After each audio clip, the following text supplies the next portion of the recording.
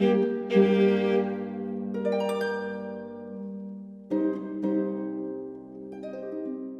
heaven to hold, move they forward, professor for work, richer for poor, in sickness and in health, to love and to cherish, and subject to yourself.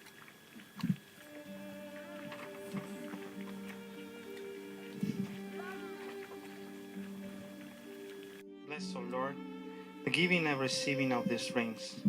May Frank and Kelly abide in thy peace and grow in their knowledge of your presence through their loving union. May the seamless circles of these rings become the symbol of their endless love and serve to remind them of the holy covenant that they have entered into today to be faithful, loving, and kind to each other. Dear God, may they live in your grace and be forever true to this union. Amen. Now, as a token of your love and of your deep desire to be forever united in heart and soul, you, Frank, may place a ring on the finger of your